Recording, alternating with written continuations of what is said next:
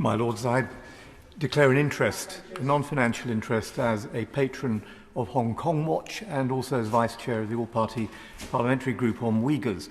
And as my noble friend Lord Fox referred to the sanctioning that was imposed on 7 parliamentarians 3 years ago yesterday, I should declare, yes, that I'm one of those, but he said also this should be regarded as a badge of honour, and indeed my feisty daughter set up a WhatsApp group because my family were sanctioned with me, entitled Badge of Honour.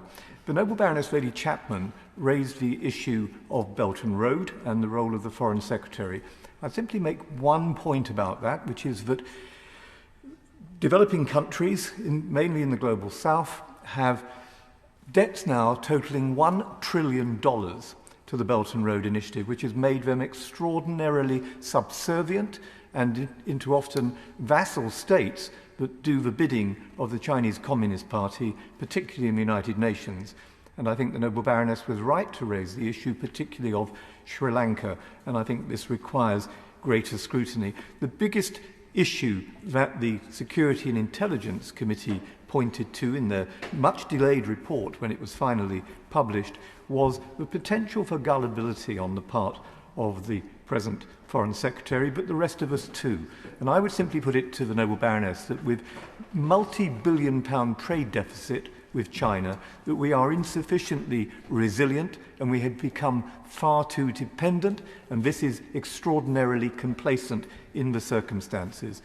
Is she surprised that her Right Honourable friend, Sir Ian Duncan-Smith, said yesterday that the Right Honourable Oliver Dowden's statement was an elephant giving birth to a mouse? And in response, the Deputy Prime Minister said it had been swift and robust. Yet, my Lords, it was 3 years since these cyber attacks took place. 3 years. That hardly makes it swift. And as for robust, whilst parliamentarians have been sanctioned, and frankly I regard that as a very minor issue in comparison with what has happened in Xinjiang, where there are 1 million Uyghurs incarcerated in camps, with the destruction of democracy in Hong Kong, where there are 1,700 people who are incarcerated, and some of them, like Jimmy Lai, on trial even as we meet, where we have seen untold brutality in Tibet and daily intimidation of Taiwan. In those circumstances, my Lords, there is no grounds for being complacent. And in being robust, why is it that no public official in Hong Kong has yet been sanctioned, and yet the United States, our allies, have sanctioned 47? What cooperation do we have with our key allies, including examining the extent of the APT-31 attacks, which have been estimated in the United States as far more significant in their magnitude than they have been here?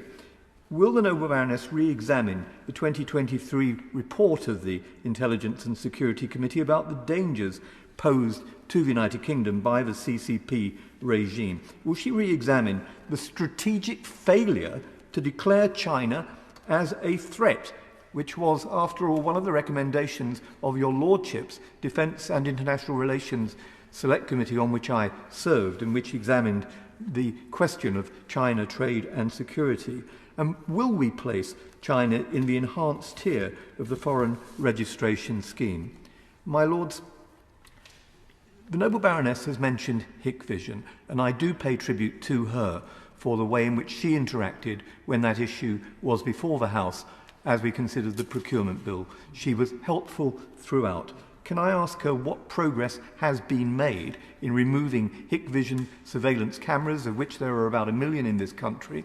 What progress has been made in removing them from sensitive sites? And when the Deputy Prime Minister said yesterday he was open to the removal of Hikvision cameras from other sites too, can she tell us what progress is being made in that regard? And my Lords, the Noble Lord Fox mentioned electric cars. There was a very disturbing article in the Telegraph a few days ago about how these cars could be used for surveillance purposes. Are we going to allow slave labour again to be used in Xinjiang to manufacture parts and cars that can be sold cheaply into our markets, while we don't give British workers the chance to manufacture such things here?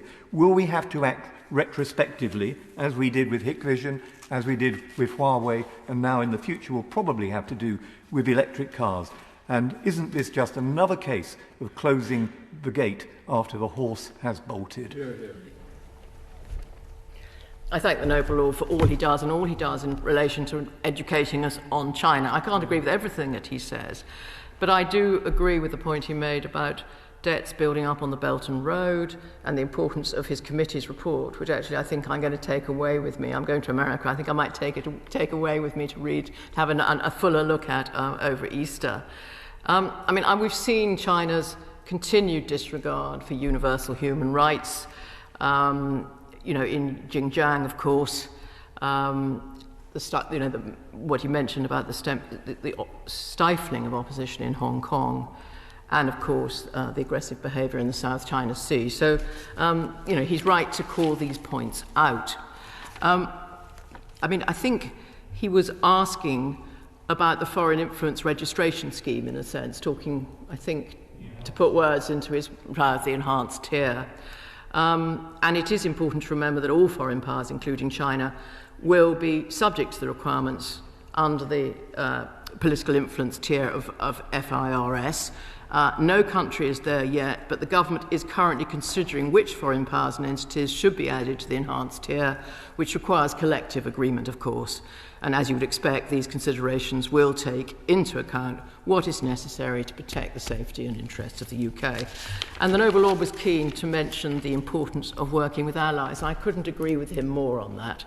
And it has been pleasing that in parallel to the UK this week, the United States has made designations. Also, we've had the targeting of parliamentary entities in New Zealand being called out, and statements that have been issued in support by the European Union, some individual member states, Japan and the Republic of Korea. The Deputy Prime Minister was in Japan and Korea last week, trying to do exactly the sort of international coordination that I think is so important given the borderless nature of many of these threats that we're now facing.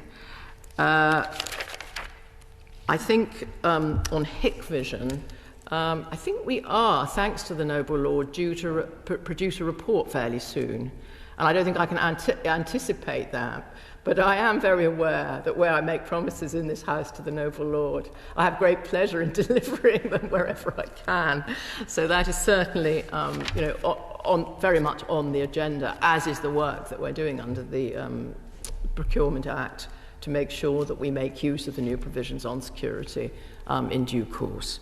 And there's been some briefing, I think, for Lords and MPs from Minister Burkhardt on just that, because he's taking that forward. On electric cars, obviously we're determined to make sure that the UK remains one of the best locations in the world for auto manufacturing. We have such a long tradition, and that includes the transition to electric vehicles. But as is standard practice, we must ensure that any investment in UK manufacturing facilities, and that's for any purpose, poses no threat to our national security, and we will be determined to do just that.